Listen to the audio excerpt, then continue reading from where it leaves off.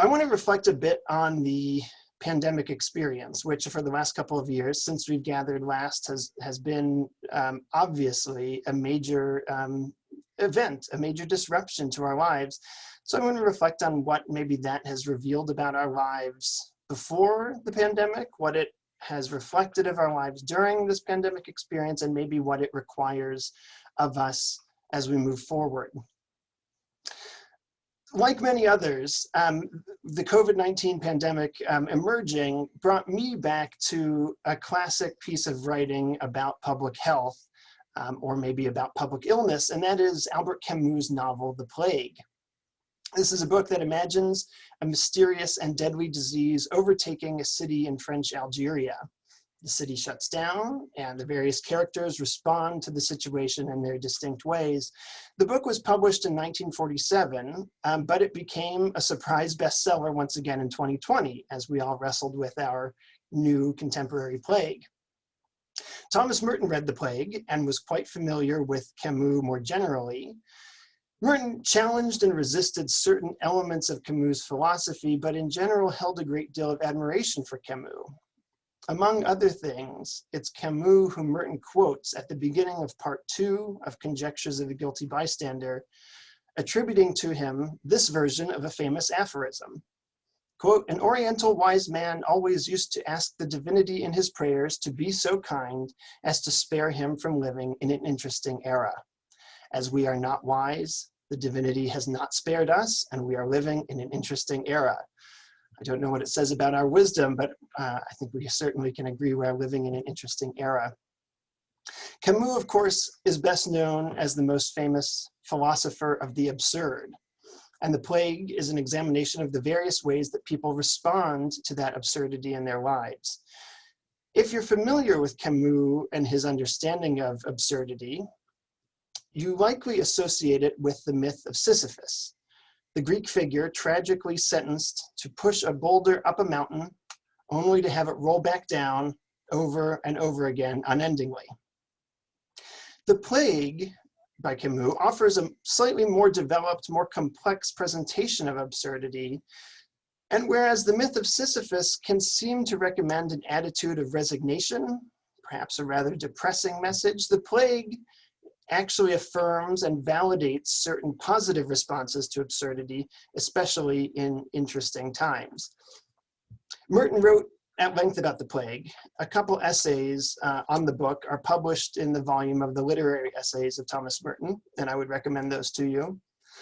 I want to reflect on a few of Merton's comments there on Camus in light of Merton's experience of that book, but also our collective experience of the COVID-19 pandemic, because I think Merton's comments both shed light on what we've been through and also offer wisdom for how we might claim some agency in responding to and moving forward in this contemporary time of plague.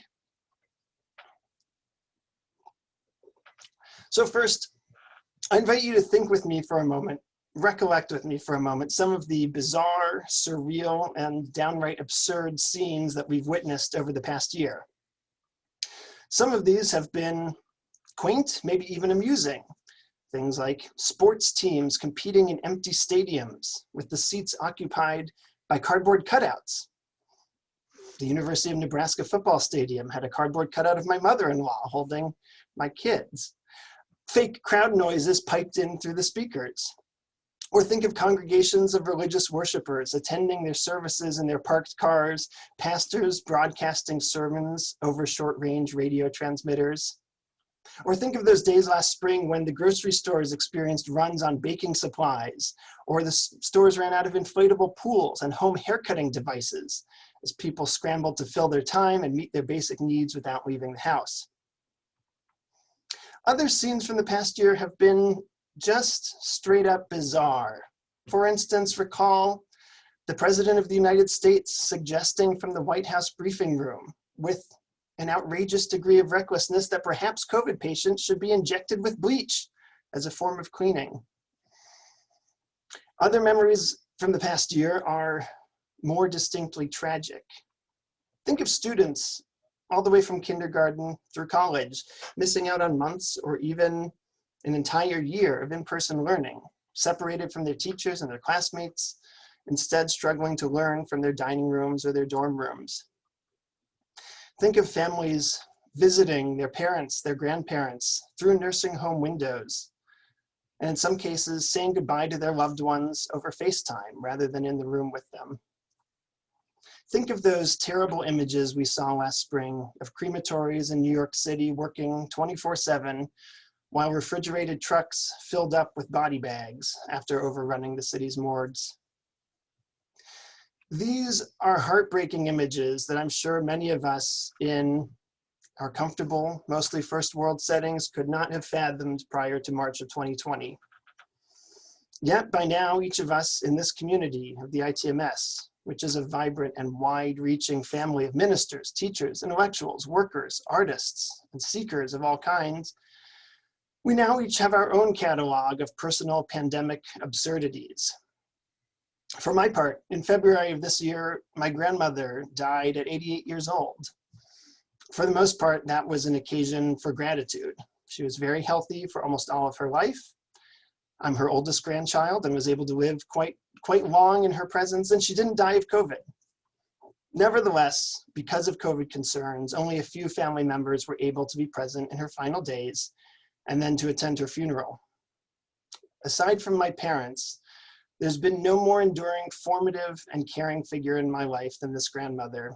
And if you had told me 2 years ago that on the day of her funeral, I would be 1,000 miles away, going about my business, entirely removed from that event, I would have insisted that surely you are describing some alternate, impossible reality, some dismal absurdity. We each have our own version of these stories. The past year and a half has put each of us in situations that, far beyond the inconvenience and the practical disruption of the COVID times, have verged on surreality and even absurdity. And yet at an even deeper level, the COVID-19 pandemic has highlighted a fundamental absurdity in the basic reality of human life. This deadly virus has reminded each of us, or I'll say should have reminded each of us, of the fragility of our existence on this planet. For Camus, the ever-present reality of death was a critical fact. The plague of his novel, just like our current pandemic, presents what the contemporary pop philosopher Alain de Botton calls, quote, concentrations of a universal precondition, dramatic instances of a perpetual rule, that all human beings are vulnerable to being randomly exterminated at any time by a virus, an accident, or the actions of our fellow man, end quote. This utter vulnerability and the knowledge that death may come for us at any moment is the fundamental absurdity of our lives. As Merton put it, the experience of the plague highlights, quote, the radical absurdity of an existence into which evil or irrationality can always break without warning. Of course, we have no shortage of philosophical and religious workarounds to the problem of death. We've constructed countless doctrines, cosmologies, and mythologies to help reconcile ourselves to death and to give some sense of meaning to that inevitability. In the plague, Camus presents the character of a Jesuit priest who tries to explain the disease as a punishment from God or as a divine call to repentance. But after observing the death of a child, the priest is forced to admit that he simply cannot comprehend the logic of this tragedy. Camus rejects these religious or philosophical workarounds.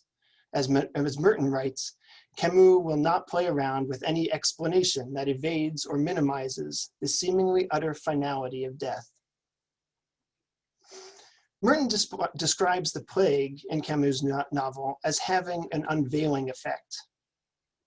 Prior to the arrival of the disease, the people of the town rest complacent in a social order which leaves them mostly prosperous, this is a quote, prosperous, comfortable, secure, confident that there's some rationality to it all. They've sought meaning and consolation in external sources of validation. They've invested their lives in living up to the customs and conventions of their time and place, looking for some source of stability against the absurdity of life. Their lives are driven, though, as the anthropologist Ernest Becker would have said, by the denial of death. Even though they don't know what it is, they assume, they insist that there must be some objective meaning to their world. Now, paradoxically, Merton notes, social orders of this kind, designed to evade death, seem also to reflect, quote, an unconscious death wish, insofar as they are built on the death of the nonconformist, the alien, the oddball, the enemy, the criminal, end quote. Much like those who today insist that the only way to preserve our way of life is to shut out migrants and refugees who are seeking shelter under our roof, or who insist that the only way to keep our communities safe is to lock up in prisons those who we deem undesirable. All of our strenuous efforts to secure ourselves against death counterintuitively turn us into agents of death. The disease, however, reveals the shallowness and the futility of it all. All of these systems, conventions, and buffers against meaninglessness are anchored not in solid ground, but in sand, in sources of meaning which will themselves be swept away. The insight of Camus' plague, then, and also the plague of our time, is that we simply cannot be certain that our lives will bear meaning in externally verifiable ways. Death may come for us at any moment, and all our strivings, ambitions, and achievements may amount to the equivalent of Sisyphus's boulder rolling right back down the mountain. This is the absurdity of human existence. The pandemic experience has disrupted and unsettled us not only because of all the many practical inconveniences, nor simply because of the naked tragedy of millions of deaths worldwide, but also because it has laid bare to all of us in new ways the utter fragility of our lives, as well as the inadequacy of our defenses. So given this, it might seem that the only response is to give up.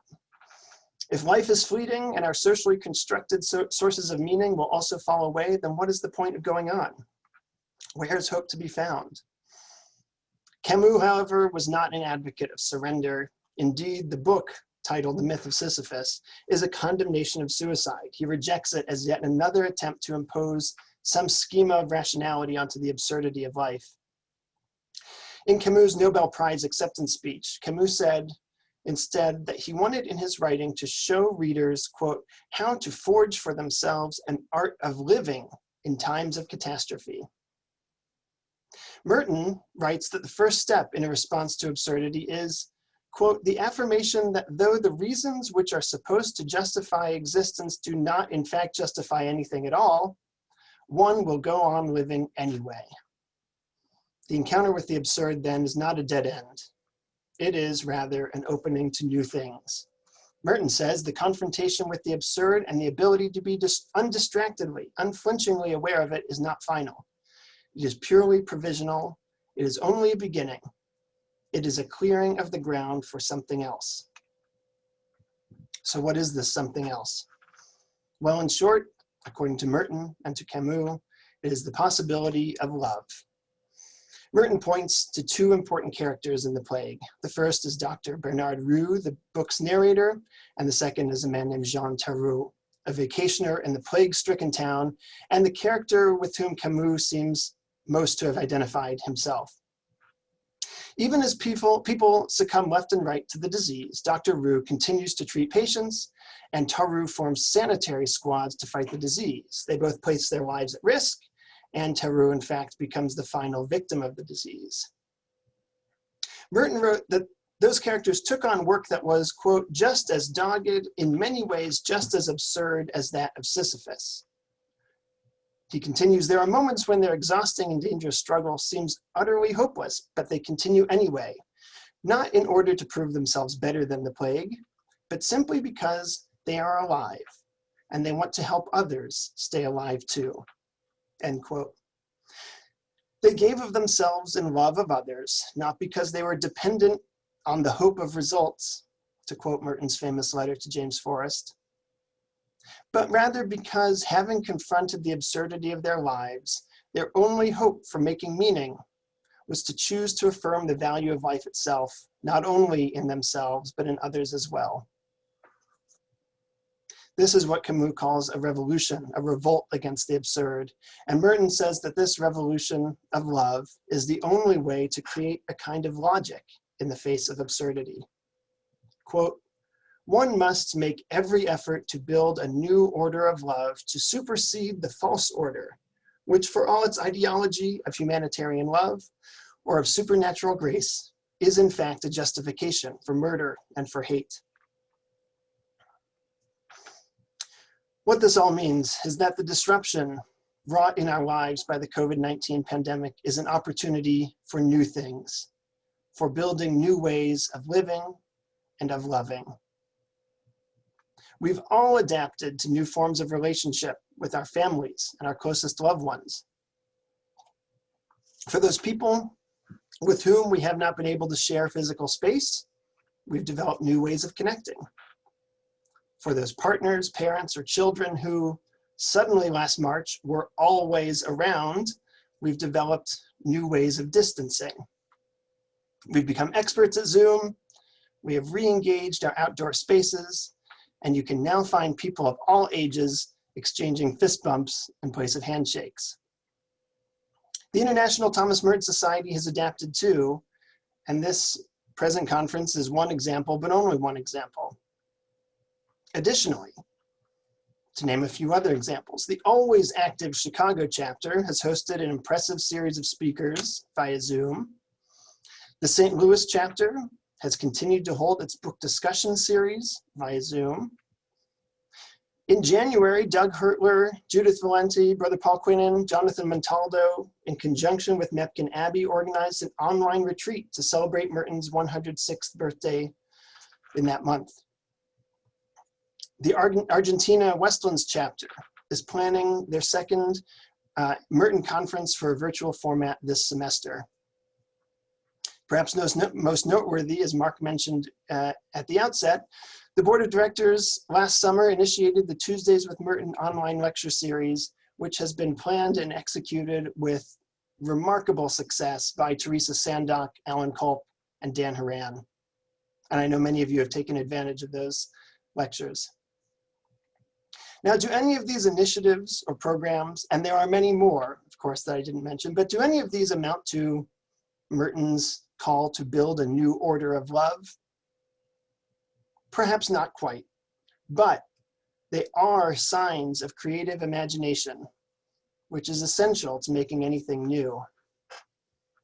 In the essay that closes Merton's collection titled Contemplation in a World of Action, Merton describes imagination as, quote, "a discovering faculty, a faculty for seeing relationships, for seeing meanings that are special and even quite new. The imagination," he writes, "is something which enables us to discover unique present meaning in a given moment of our life. By imagining and embracing new ways of being together, we discover new meaning in this given moment. Imagination is a sign of life, of our choosing to keep on living and loving one another and loving the world." I should be clear that I don't mean to neglect or minimize the difficulty of this choice to live and to love in new ways. The tragedy of the COVID pandemic has been immense, and the confrontation with absurdity that it invites can be paralyzing. Also, many of us are longing right now not for anything new, but for the old comforts that we've been deprived of for so long. This is good, and this is normal. Next week at this time, or in just about this time next week, I hope to be sitting at my first Major League Baseball game since 2019, and I am very much looking forward to that old comfort. But however we emerge from this pandemic and settle gradually into whatever our new normal is to be, there will inevitably be awkwardness, discomfort, and conflict along the way. In New Seeds of Contemplation, Merton describes the human community as a, quote, "body of broken bones." And he notes that there is a certain pain of reunion involved in resetting our fractured bonds. Perhaps, though, this moment in history offers us a gift. That is, an opportunity to embrace the discomfort of newness, to lean into the uncertainty of transformation. In that essay, In Contemplation in a World of Action, that I quoted a moment ago, Merton writes about the priority of renewal in the contemplative life. Our new life will emerge from authenticity now. This is not merely an empty moment of transition. We are not in an interval of dynamic reconstruction in which we are simply going to put back together a static life in which we will rest. Our rest is in the reconstruction itself. Transition is also fullness. To put it another way, as St. Catherine of Siena is often quoted, all the way to heaven is heaven. It is my hope, then, that if there is good to be found in the suffering and the estrangement that the past year or year and a half has imposed on us, my hope is that it might provoke an occasion for newness, an opportunity to look at our lives and our world afresh. Merton wrote at the end of his essay on the plague that, quote, man's destiny is in his own hands, and everything depends on whether he chooses life and creativity or death and destruction. My prayer is that we might revolt against the absurdity of our situation as finite, vulnerable creatures by daring to imagine what Marie Dennis in her keynote speech yesterday called a civilization of love. And I pray that we might build toward that new order of love, both in our individual lives and together as this community, the International Thomas Merton Society. Thank you very much.